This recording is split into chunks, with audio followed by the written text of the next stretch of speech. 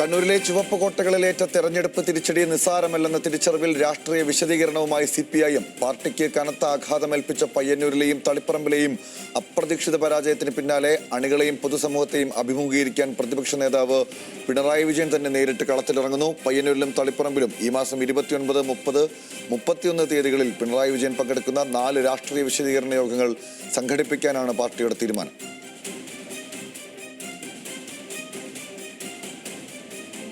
നിയമസഭാ തെരഞ്ഞെടുപ്പ് തോൽവിയുടെ കാരണങ്ങൾ കീഴ്ഘടകങ്ങൾ മുതൽ സംസ്ഥാന നേതൃത്വം വരെ പലകുറി ഇഴകീറി പരിശോധിച്ച ശേഷമാണ് CPIM നിർണായക തിരുത്തൽ നീക്കങ്ങളിലേക്ക് കടക്കുന്നത്.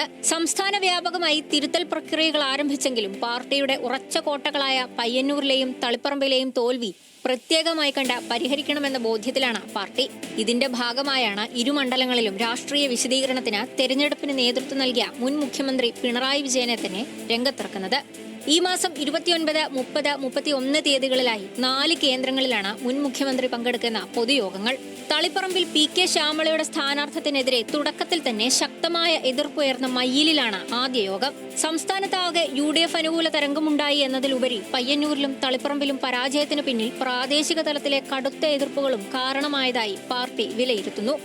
സാധാരണ വോട്ടർമാർ മാത്രമല്ല, പാർട്ടി അണികളും നേതാക്കളും അടക്കം വോട്ട് മറിക്കാൻ പ്രവർത്തിച്ചെന്ന കണ്ടെത്തലാണ് നേതൃത്വത്തെ നേരിട്ടുള്ള ഇടപെടലിലേക്ക് നയിച്ചത്. MLA-മാരെന്ന നിലയിൽ V. കുഞ്ഞികൃഷ്ണനും TK ഗോവിന്ദനും ജനങ്ങൾക്കിടയിൽ നേടിയെടുത്ത സ്വീകാര്യത CPIM-ന് മുന്നിൽ വലിയ രാഷ്ട്രീയ വെല്ലുവിളിയാണ് ഉയർത്തിയത്. ഹലാൽ ഫായിദ ബാങ്ക് വിവാദം ഉൾപ്പെടെയുള്ള വിഷയങ്ങൾ ഉയർത്തി TK ഗോവിന്ദൻ നടത്തുന്ന നീക്കങ്ങളും TA മധുസൂദനനെതിരെ V. കുഞ്ഞികൃഷ്ണൻ തുടരുന്ന തുറന്ന രാഷ്ട്രീയ പോരാട്ടവും പാർട്ടിയെ പ്രതിരോധത്തിലാക്കിയിട്ടുണ്ട്.